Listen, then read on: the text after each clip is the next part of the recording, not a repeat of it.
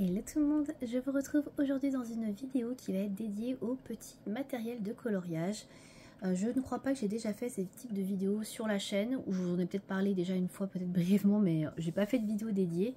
Je voulais vous partager en fait tout le matériel que j'utilise, on va dire, assez régulièrement, mon matériel préféré pour le colo, au niveau du petit matériel. Donc ça veut dire hors crayon de couleur, hors feutre, vraiment les petites choses que j'utilise, on va dire, pour les finitions. Voilà, ça va être un petit peu ça. Le matériel, on va dire, qui est vraiment à part des grosses gammes de crayons. Voilà. Alors, on va commencer tout de suite avec les pinceaux à réservoir d'eau. J'en ai sélectionné deux parce que ce sont les deux avec lesquels je travaille le plus. Donc tout d'abord, il y a le pinceau à réservoir d'eau de chez Action. Alors ça c'est vraiment, on va dire, le bon plan petit budget. Si vous n'avez pas trop les moyens, si vous voulez tester juste un pinceau à réservoir d'eau mais vous voulez pas mettre trop cher, celui-ci de chez Action est plutôt bien. Puisque du coup il n'est pas super cher, vous l'aurez compris. Et je trouve qu'il fait très très bien le job, franchement moi j'ai rien à dire dessus. Alors effectivement, il peut s'abîmer assez vite, c'est quand même le deuxième que j'ai. Mais franchement, en je sais pas 3 ans, il a dû me faire 2 ans le premier, franchement c'est quand même pas mal du tout. En sachant que j'utilise quand même beaucoup le pinceau à réservoir d'eau, puisque je fais quand même pas mal de crayons aquarellables ou de Neocolor 2, et même des fois je fais un petit peu d'aquarelle avec. Donc franchement, je trouve qu'il a quand même bien tenu. Donc honnêtement, si vous n'avez pas trop les moyens ou si vous voulez pas investir trop, un petit pinceau à réservoir d'eau de chez Action, ça fait vraiment très très bien l'affaire. Donc ça c'est mon premier favori. Et le deuxième que j'utilise beaucoup, c'est celui de chez Derwent. Donc là c'est la pointe 2 qui est intermédiaire, mais vous avez aussi 1 je crois et 3 il me semble, je sais pas. J'avoue que j'utilise pas les autres.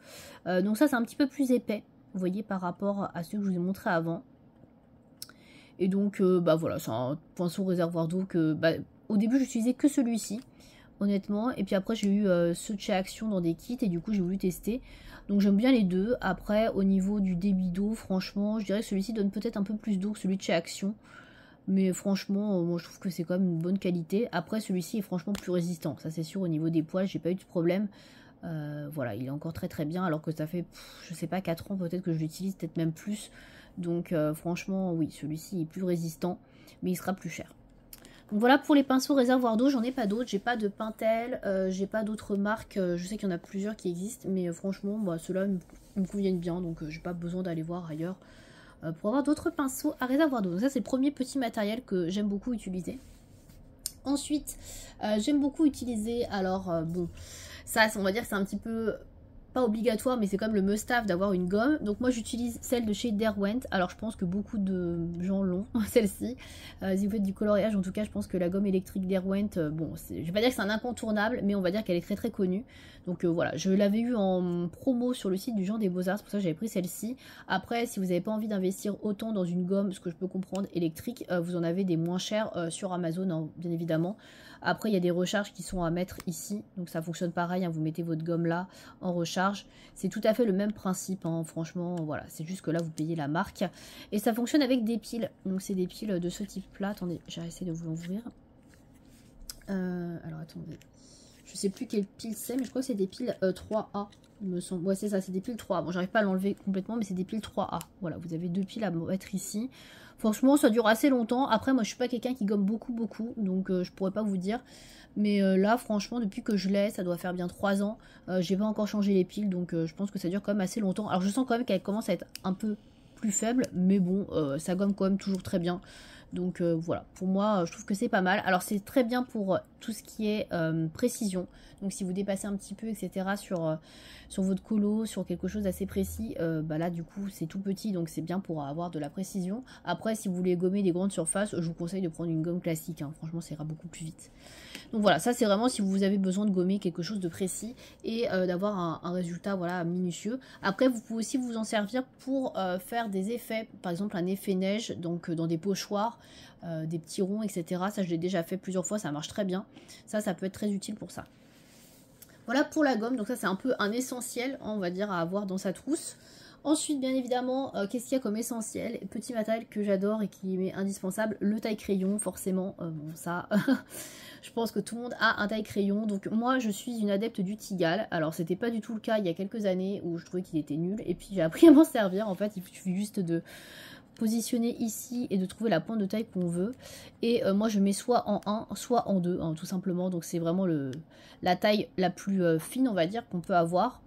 Et moi j'aime beaucoup le Tigal parce que je trouve quand même qu'il préserve bien les crayons. Je trouve que il les mange moins que d'autres aiguiseurs, voilà, d'autres tailles crayons. J'ai aussi un autre aiguiseur que je vais vous montrer après, mais je préfère quand même le Tigal. Le Tigal pour moi c'est mon préféré. Alors après les Tigal ils s'abîment très rapidement, donc il faut pas hésiter si vous voyez qu'il est un peu abîmé, etc. en prendre un nouveau. Celui-là il commence à être sur sa fin de vie, ça fait longtemps que je l'ai. Donc il y a certains crayons qui passent plus dedans. Mais sinon, il est très bien et je trouve que il préserve quand même plutôt bien les crayons. Voilà, après ça reste mon avis, bien évidemment, il y en a qui me diront que le taille crayon de Caran d'Ache il est beaucoup mieux. Mais le taille crayon de Caran d'Ache, il n'est pas petit budget, donc moi je ne l'ai pas. Et puis personnellement, je ne suis pas super intéressée pour l'avoir, même si je ne doute pas que ce soit un super investissement. Dans tous les cas, votre taille crayon électrique Caran d'Ache, quand votre crayon est tout petit, il passera pas dedans. Donc là, il faut quand même investir dans un autre taille crayon. Et ça, pour les petits crayons, ça peut être pas mal. Donc voilà, moi je l'aime bien. Donc, alors c'est vrai que maintenant il a un prix assez élevé sur Amazon. Avant on pouvait le trouver à 2-3 euros. Maintenant c'est vrai qu'on a des fois à 10-15 euros. Bon, peut-être pas exagéré. Il faut surveiller. Des fois on peut trouver des petits Tigal à moins de 5 euros. Moi j'en avais racheté un, je crois que je l'avais payé dans les 5 euros. Donc ça va encore, 5 euros. Certes c'est plus cher qu'avant quand il était à 2 euros. Mais franchement ça reste correct. Voilà. Mon autre taille crayon, donc qui est plutôt un aiguiseur, c'est bien évidemment le DAL 133, qui est celui-ci. Je pense que tout le monde le connaît, donc DAL 133, je vous montre, je sais pas si vous allez voir l'écriture. Ouais. Donc moi j'ai la version grise et noire. Alors je m'en sers pas beaucoup, il est un peu poussiéreux pour tout vous dire. En fait il est posé à un endroit de son bureau, il bouge pas, je mets juste mon crayon et je tourne quoi. Donc alors c'est pas mon aiguiseur favori, j'avoue que... Moi je trouve qu'il mange beaucoup les crayons, voilà, je sais pas ce que vous en pensez, mais je trouve qu'il mange quand même beaucoup les crayons par rapport au Tigal par exemple. Alors après je sais que tout le monde ne sera pas forcément d'accord avec moi, mais moi je trouve qu'il mange quand même pas mal les crayons. Je trouve qu'il retire beaucoup le bois autour de la mine, et moi j'aime moins que la mine soit très dégagée, je préfère qu'elle soit un peu moins dégagée comme avec le Tigal, donc bon après c'est une question de goût. Néanmoins je taille quand même mes crayons dedans, alors notamment tous les crayons qui sont hexagonaux, ça passe pas très bien dans le Tigal, ça les abîme, donc tout ce qui est hexagonaux, je taille dans le DAL 133, donc à savoir les crayons aquarellables, notamment les Albrecht Dürer, qu'est-ce que j'ai encore, j'ai les Staedtler Tinted Watercolor aussi que je passe dedans. Je réfléchis. Les polychromos ils passent pas très bien dans le Tigal, donc je les passe en général dans le DAL 133. Voilà. Donc voilà ce que je taille dedans, donc je m'en sers pas énormément. De toute façon, vous pouvez voir, il n'y a pas grand chose dedans. Vous pouvez me dire après, ça représente pas non plus. Voilà, vous savez pas ce que j'avais taillé avant. Mais ouais, je m'en sers pas beaucoup, mais après ça peut être utile. C'est quand même un bon aiguiseur, hein, ça marche très bien. Après, j'ai rien à dire de spécial, juste moi je trouve qu'il économise moins que le Tigal, c'est vraiment une question de préférence, mais après chacun a ses goûts, il y en a qui détestent le Tigal, il y en a qui adorent, donc moi je vous donne vraiment mes préférences à moi. Donc voilà pour les tailles crayons. Ensuite, on va passer au blender. Alors les blenders, j'en utilisais pas du tout avant, pareil, j'ai eu en fait un cadeau à Noël, un lot avec un blender et un burnisher. Et c'est comme ça que j'ai sorti mon blender et j'ai commencé à l'utiliser. Donc moi j'utilise celui de chez Derwent. Donc il est un peu voilà, il est un peu abîmé. On voit plus trop le nom parce que je l'utilise quand même pas mal malgré tout. Alors je l'utilise pas systématiquement. Donc ça, j'utilise ça quand j'utilise ça sur des papiers qui sont un peu granuleux. Ou même après avoir passé plusieurs couches de crayon de couleur, j'ai encore cet aspect un peu granuleux du papier. On voit encore le grain du papier. Et j'ai envie d'avoir un rendu beaucoup plus lisse. Et donc là je vais passer par exemple le blender. Et je peux aussi m'en servir occasionnellement pour m'aider à faire des dégradés. Mais c'est vrai que bon, le dégradé, je ne m'en sers pas spécifiquement. C'est rare hein, que je blende, etc. mes dégradés. En général, je blende toujours avec la couleur la plus claire de mon dégradé, pas forcément au blender. Mais ça, c'est vraiment utile. Voilà, moi, je m'en sers vraiment quand le papier est vraiment avec des aspérités et que je veux vraiment un rendu plus lisse. Donc là, j'utilise ça.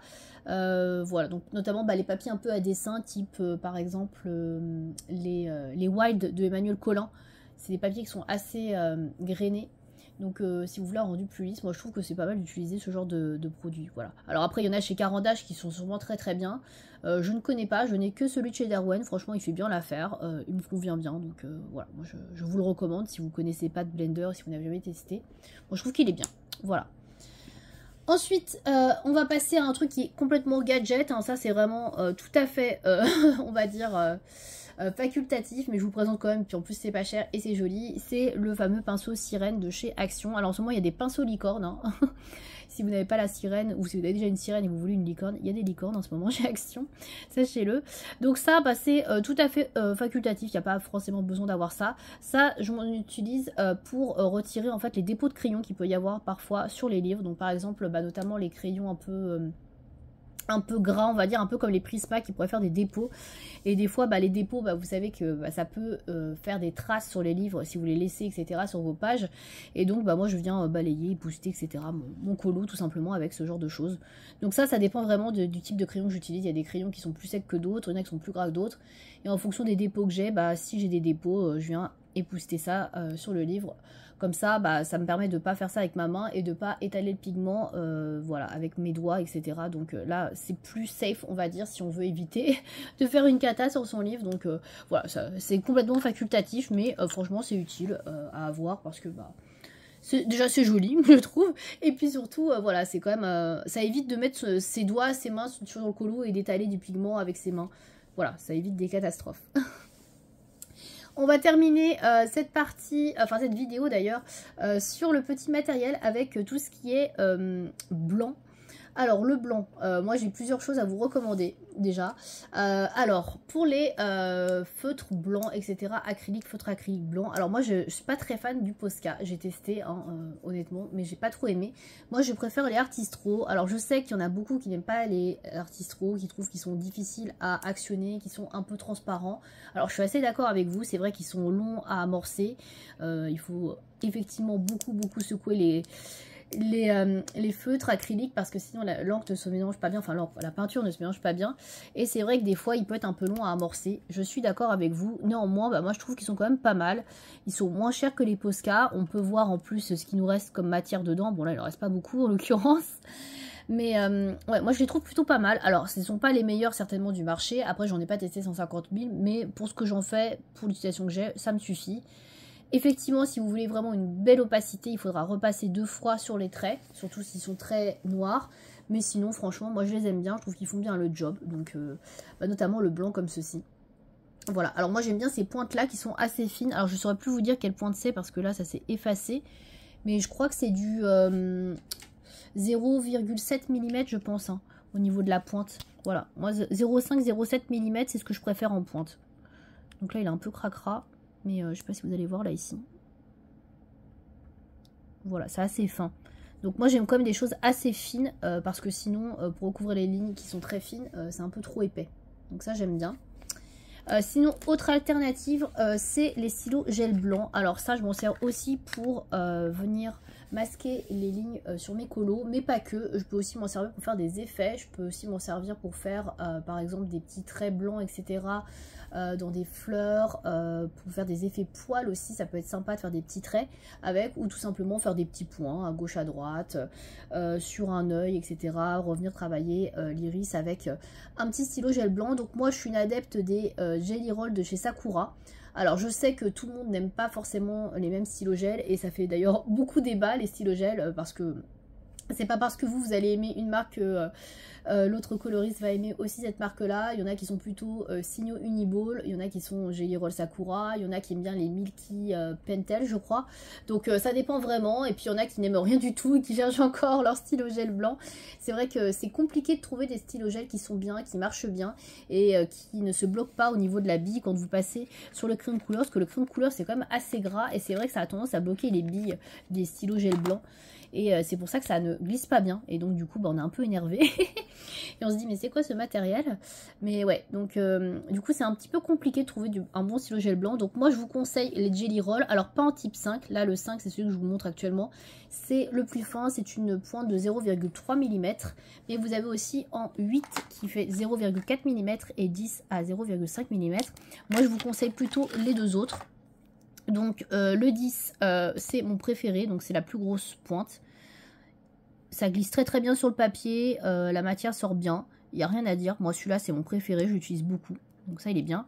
Après si vous voulez quelque chose d'un peu plus fin et un peu plus précis, vous avez la pointe 8 qui sera donc un peu plus fine. Alors par contre la pointe 8 elle marche bien, mais moins bien que la 10. Franchement si vous voulez aucun problème, prenez du 10, uniquement du 10. La 8, des fois, elle peut être un peu capricieuse, notamment sur tout ce qui est crayon de couleur, dès que c'est un petit peu gras, ça peut bloquer la mine, donc il ne faut pas hésiter à la réactiver sur le dos de votre main, par exemple. Et après, ça repart, mais c'est vrai que c'est un peu embêtant, voilà. Donc, dans tous les cas, moi, j'aime bien la 10 et la 8. Je vous conseille la 10 si vous voulez vraiment vous faire un avis, on va dire, éclairé dessus, mais vous voyez voir, ils sont quasiment finis, hein. Le 10, il est fini, je crois, et le 8, pratiquement. Le 5, moins. Le 5, j'aime pas trop. Effectivement, le 5, je trouve que ça bloque beaucoup au niveau de la pointe. Et malheureusement, ça sort pas bien la matière. Mais en tout cas, moi, je vous conseille les Jelly Roll de Sakura. J'ai testé les Jelly Roll de chez Signo et j'ai vraiment pas aimé. Moi, ça se bloquait tout le temps, donc pas une bonne expérience. Après, je sais qu'il y en a qui les adorent, donc je pense que ça dépend aussi de sur quel stylo vous tombez. Mais moi, en tout cas, les Sakura, pour moi, c'est mes indispensables au niveau du petit matériel pour les finitions. Je vais terminer cette vidéo avec deux produits. Alors, c'est des indispensables pour moi. Après, ça dépendra vous si vous coloriez ou pas beaucoup, et si vous faites des portraits par exemple, ou des choses assez naturelles. Ce sont des Posca. Alors oui, j'aime beaucoup les Posca aussi. Moi, ma pointe préférée, c'est la PC1M. Donc c'est celle-ci. PC1M. Alors je crois pas qu'il y ait de blanc dans les PC1M, c'est PC1MR et je crois que c'est au-dessus, c'est pour ça que j'ai pas de blanc. Et de toute façon je préfère le Artistro. Moi ce que j'aime beaucoup chez les PC1M, les deux références que je vous conseille et que moi j'adore en tout cas, c'est la beige qui est comme ceci et la ivoire qui est comme cela. Voilà. Donc ça c'est des couleurs qui sont vraiment super je trouve. Si vous voulez des rendus naturels, moi j'utilise beaucoup la couleur beige pour tout ce qui est portrait et la couleur ivoire pour tout ce qui est naturel. Par exemple un pied de champignon. Ça peut faire tout à fait l'affaire. Donc des couleurs un peu chères, voilà. Et elles sont très belles. Donc il y en a une qui est plus beige rosé, vous voyez, et l'autre qui est plus un peu jaune, beige jaune, voilà, ivoire, qui tire sur le jaune. Donc ça pour moi c'est des essentiels. Parce que franchement je trouve que c'est hyper utile, notamment dans des portraits. Et donc vous voyez la pointe, c'est une pointe de 0,7 mm, elle est hyper fine et ça c'est hyper bien parce que ça recouvre bien les traits. Au niveau opacité, j'ai rien à dire, Posca c'est hyper opaque. Le seul petit bémol avec Posca c'est que déjà c'est cher, ça doit coûter dans les 4-5 € je pense un stylo comme ça. Et puis le problème surtout c'est... au niveau des couleurs, il n'y a pas beaucoup de choix en PC1M, c'est très dommage parce qu'il y a beaucoup d'autres teintes de Posca dans les autres pointes, mais là dans les PC1M, on est vraiment sur une colorimétrie très réduite et des couleurs qui sont quand même assez flashy et qui je trouve sont pas toujours très pertinentes pour du coloriage, surtout quand on veut faire des choses assez naturelles et assez réalistes. Là c'est pas le cas. Donc moi je vous conseille ces deux-là, celles-là elles sont assez naturelles, assez réalistes. Si vous faites du portrait, que vous voulez cacher les traits, je vous conseille du coup le beige. Et si vous faites plus de la nature ou des choses qui sont dans les tons ivoire un peu jaunâtres, même des peaux ça peut fonctionner, hein, selon la couleur de peau que vous faites, je vous conseille le ivoire. Pour moi c'est les deux meilleures références de Posca en PC1M bien sûr si vous voulez cacher des lignes. Voilà. Je crois que j'ai fait le tour pour le petit matériel. Après, je ne vous parle pas des matériels pour les fonds, donc aquarelle, peinture, etc. Pour moi, c'est autre chose. Là, c'est vraiment tout ce que j'utilise en plus, on va dire, pour faire les finitions ou pour m'aider, on va dire, au quotidien, les trucs qui me sont indispensables. Donc, taille-crayon, gomme, pinceau à réservoir d'eau. Pour ça, c'est du matériel, on va dire, assez indispensable que j'utilise quasiment tout le temps. Et après, bon, on a du matériel plutôt pour faire des finitions, donc les Jelly Roll, les Posca. Là, je vais plutôt m'en servir pour faire les finitions. Voilà. Du coup, je crois que j'ai fait le tour du petit matériel que j'utilise. Donc, n'hésitez pas dans les commentaires à me dire si vous connaissez ce matériel, ce que vous utilisez, ce que vous aimez, ce que vous n'aimez pas. Hein, surtout, n'hésitez pas. Voilà, j'espère que cette vidéo vous aura pu vous être utile. Si vous avez des questions, n'hésitez pas aussi à me demander dans les commentaires hein, sur les produits que j'ai pu montrer. Si vous avez, je sais pas, une interrogation. Et puis, n'hésitez pas aussi à me partager dans les commentaires le petit matériel que vous utilisez, quels sont vos indispensables, ce que vous aimez bien mettre dans vos colos. Voilà, ça pourrait être toujours intéressant de partager. Merci de m'avoir regardé et je vous dis à bientôt pour une prochaine vidéo. Salut!